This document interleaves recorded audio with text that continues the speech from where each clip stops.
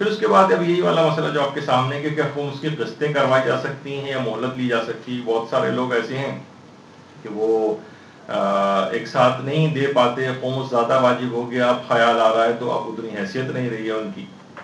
یا مثلا حیثیت ہے لیکن پھر ہمارے لیے مشکلات ہو جائیں گی,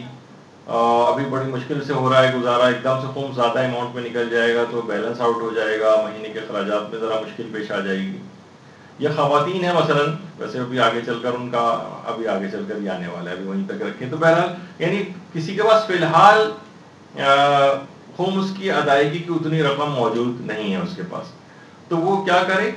وہ یہ نہیں کہے کہ بھئی اب تو ہے ہی نہیں میرے پاس تو میں کیا کروں, نہیں, پھر وہ یہ کرے کہ مجتہد یا اس کے وکیل سے رجوع کرے اور اس سے یا تو آسان قسطیں کروا لے. مثلا کسی کو مثلا 10,000 روپے بالفرض, تو وہ کہہ دے کہ بھائی مجھے آپ آسان قسطیں کر دیں, 1,000 روپے مہینہ کر کے میں آپ کو ادا کر دوں, تو آپ کو بھی برڈن نہیں ہوگا. اور اس کا ایک فائدہ ہے, فائدہ یہ ہے کہ اس مال کو استعمال کرنے کی اجازت مل جائے گی. اگر آپ گھر کے اندر ویسے ہی بیٹھی رہیں اور کہا کہ ابھی تو میرے پاس پیسے نہیں ہیں, جب ہوں گے تو میں خمس ادا کر دوں گی, تو وہ اماؤنٹ جس کے اوپر خمس واجب ہے یا وہ چیز جس پر خمس واجب ہے اس کا استعمال کرنا حرام ہو جاتا ہے. اس کا فائدہ یہ ہوگا یا تو مجتہد سے جا کر مہلت لے لیں, دونوں چیزیں ممکن ہوتی ہیں. آپ کہیں کہ میں 6 مہینے بعد ہی آپ کو پیسے ادا کر دوں گی, 6 مہینے تک کچھ نہیں دوں گی, مجتہد یا اس کا وکیل اجازت دے دے تو پھر وہ چیز استعمال آپ کر سکیں گے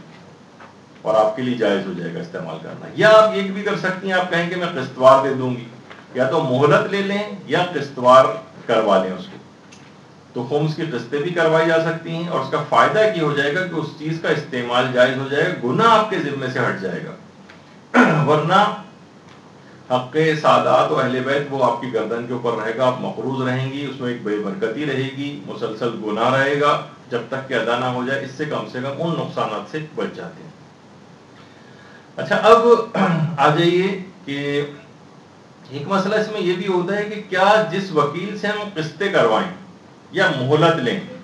کیا واجب ہے کہ اسی وکیل کو جا کر ہم قسطیں دیں, یا آئندہ جو 6 مہینے بعد مثلا ہمیں خمس دینا ہے اسی کے پاس جائیں؟ عام طور پر شہرت یہی ہے لوگوں میں, جو کہ غلط فہمی ہے, کہ جس سے ہم قسطیں کروائیں اسی کو ہی قسطیں لے جا کر دینی ضروری ہے, کسی اور وکیل کو لے جا کر نہیں دے سکتے, یعنی اسی مجتہد کے کسی اور وکیل کو.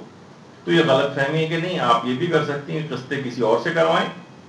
اور اس کے بعد مثلا آپ کا ارادہ کینسل ہو گیا, آپ دوسرے شہر میں چلی گئیں, تو وہ جو اس نے اجازت دی ہوئی تھی قسطیں کرنے کی وہ آپ کسی اور مجتہد کے وکیل تک بھی پہنچا سکتی ہیں.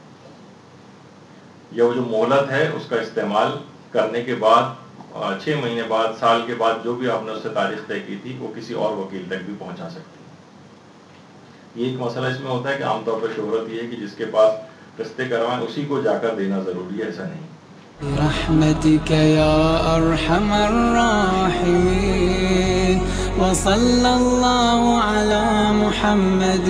وآله الطاهرين.